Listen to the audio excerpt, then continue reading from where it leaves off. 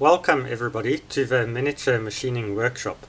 In this video I'm presenting a coupler that I manufactured mainly from brass, which has the function to join the shaft of a radio controlled model boat with an electric motor. So the function of this joiner is mainly twofold. The one is to make it a bit easier for the builder to obtain a smooth run through the motor and shaft connection. Basically, when you build a boat like this, it's a little bit tricky to align the motor exactly with the shaft, both in this direction and also in this direction. So basically what this type of coupler allows is the motor to be out of a slight amount of angular alignment, like I'm demonstrating here, and also to be slightly out of alignment, basically like this, like I'm demonstrating here, in other words, basically this way. Now, having said that, when we're talking out of alignment, of course, the closer the alignment is to the correct alignment, the smoother the run is going to be, and the less wear is going to happen on the coupling. So when building, it's still imperative to get the alignment correctly, as accurately as possible. To assist with that alignment, I also manufactured a little center part here. This is out of steel, and this simply has the function for when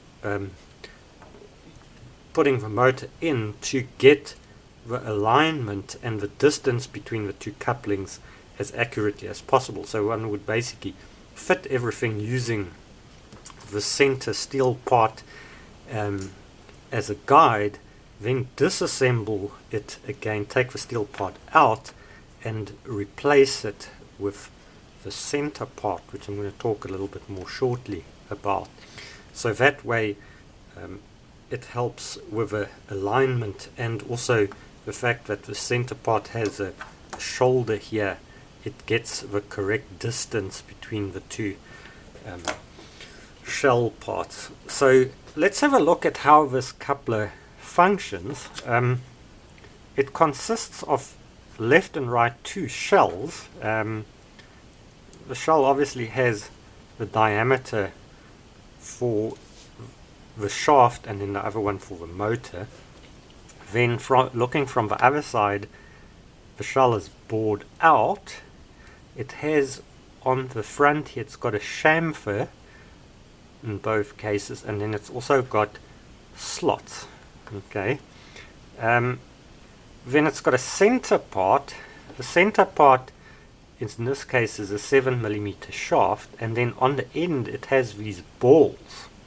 The balls need to be fairly accurately machined. I actually ended up doing this on the rotary table on the milling machine.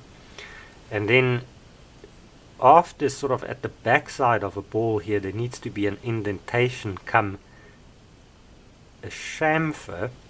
And the reason why that chamfer is important is so that one can get this type of motion both in this direction and in this direction.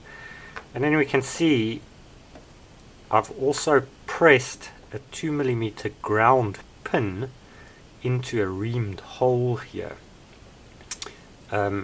Just to be on the safe side, I've also Loctited it in so that it doesn't come out. So how it then functions is, obviously this center part is able to pivot on the shaft like that.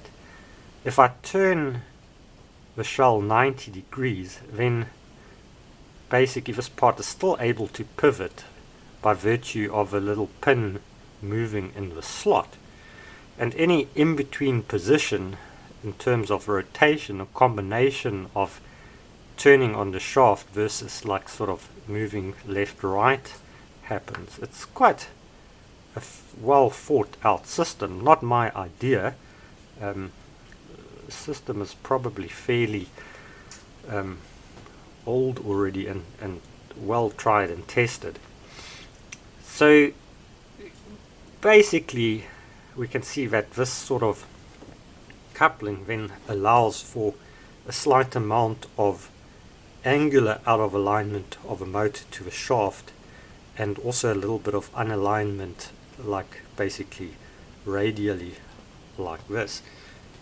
Just again emphasizing one mustn't go wild with a not aligning of the shafts. The closer it's aligned, the smoother the run is going to be.